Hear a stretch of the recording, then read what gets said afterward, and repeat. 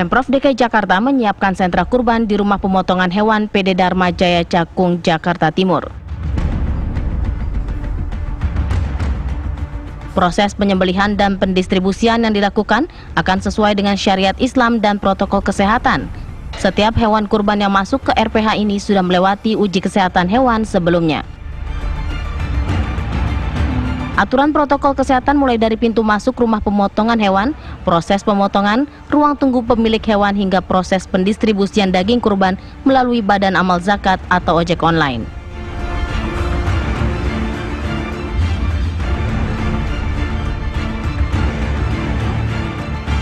Di tengah pandemi, proses pemotongan hewan kurban di Masjid Gede dibagi ke dalam 2 tahap dengan sejumlah aturan protokol kesehatan. Masing-masing tahap dilakukan oleh sekitar 50 panitia hewan kurban. Prosesi gunungan keraton yang biasanya dilakukan terbuka oleh Keraton Yogyakarta untuk warga masyarakat kali ini dilakukan tanpa gunungan dan secara lebih tertutup dengan hanya prosesi serah terima.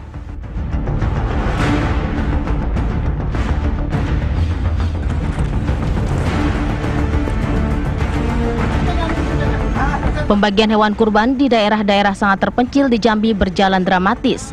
Hewan kurban berupa sapi tersebut harus dibawa menggunakan perahu menyusuri pesisir laut timur Sumatera dengan resiko yang sangat tinggi. Petugas yang dibantu warga harus ekstra hati-hati dan bersabar karena jika tidak, sapi tersebut bisa mengamuk dan terjun ke pesisir laut. Tim TV One mengabarkan.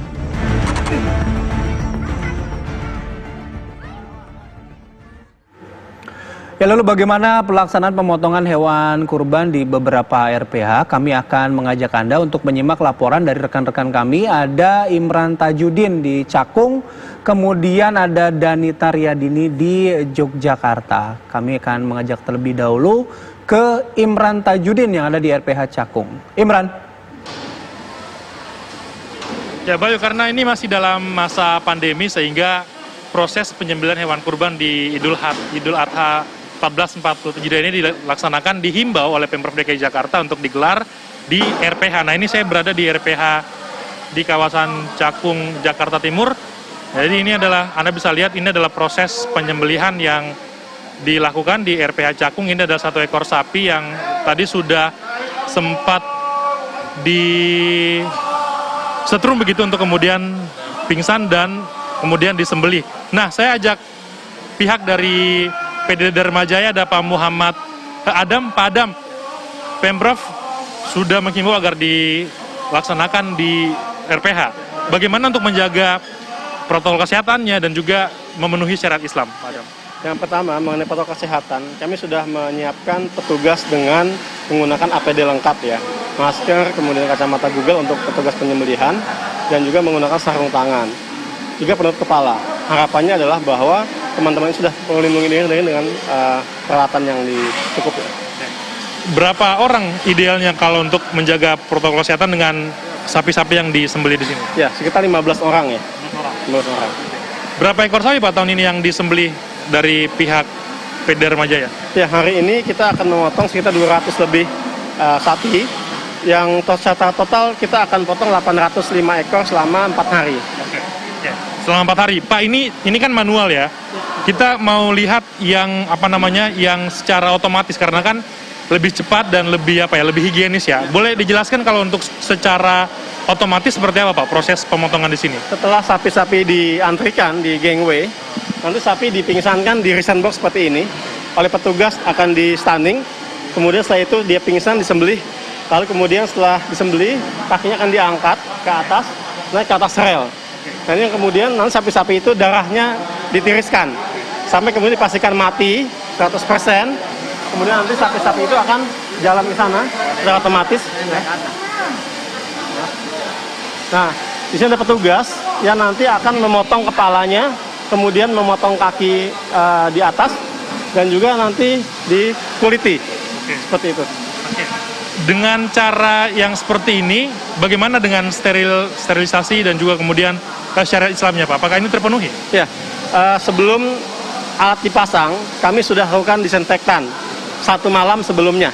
Seperti itu. Jadi alat yang di atas itu tadinya sudah dipakai kemarin, kita copot kembali, dibersihkan ulang untuk pagi hari ini. Berapa ekor untuk secara otomatis ini Pak? Untuk bisa motong berapa banyak untuk sekali jalan Pak? Kemampuan kami 20 ekor per jam. 20 ekor per jam. Sampai kemudian selesai dalam proses pencacahan. Jadi untuk satu hari ini 100 ekor kira-kira butuh 100 ekor ya, kalau 200 ekor 10 jam. 10 jam. Jadi 800 ekor itu akan dipotong atau disembelih berapa hari? 4 hari. Mulai hari Jumat sampai hari Senin besok.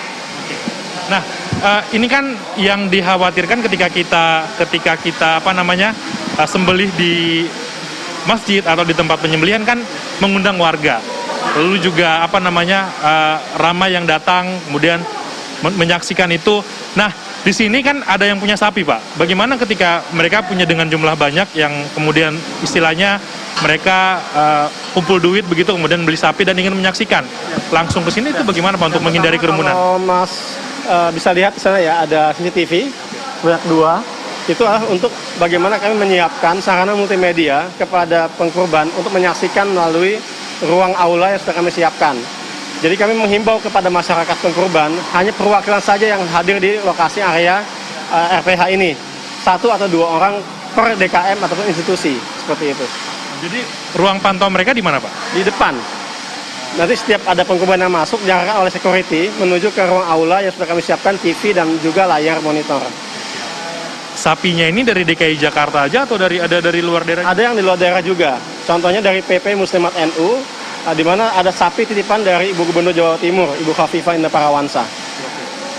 Lalu tadi saya lihat juga ada beberapa yang datang Pak ya, itu untuk mencegah mereka ada himbauan dan juga pembagian Pak, ini utama juga pembagian. Pembagiannya seperti apa? Karena kan ini juga jadi perhatian tersendiri agar tidak menimbulkan kerumunan ketika ada pembagian. Ya. Kami sudah menetapkan jadwal-jadwal pemotongan dan juga pendistribusian kepada masing-masing nasabah pemotong. Contoh, seorang pengkurban kita sampaikan jadwal pemotongan jam 9 pagi. Maka kira-kira jam 10.30 mereka sudah bisa mengambil di lokasi kami. Jadi pembagian kembali ke masing-masing ini ya? Dan jadwal sudah ditentukan untuk pengambilannya oleh panitia.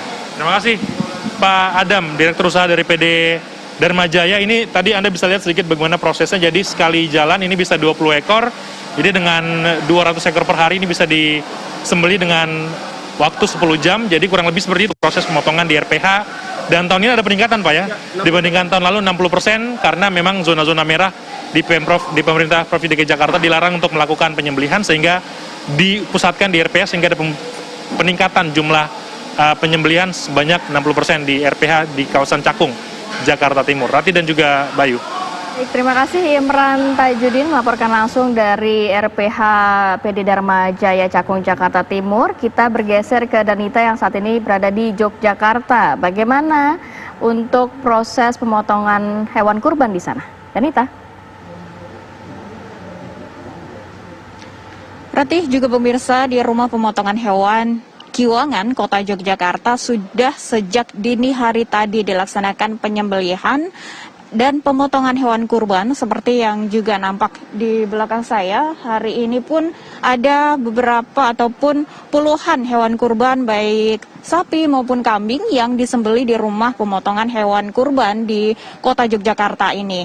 Seperti tahun sebelumnya memang setiap tahunnya menerima hewan kurban, namun perbedaannya adalah tahun ini dibatasi begitu baik panitia maupun jumlah dari hewan kurban. Sementara untuk tahun ini ditargetkan ada 400 yang dilaksanakan secara bertahap. Rati dan juga pemirsa, nanti kami juga akan berbincang dengan Kepala Dinas Pertanian dan juga Pangan di Kota Yogyakarta ini untuk mengetahui bagaimana prosedur dari penyembelihan dan juga pembagian ataupun distribusi dari hewan kurban kepada masyarakat. Sesaat lagi pemirsa tetap bersama kami.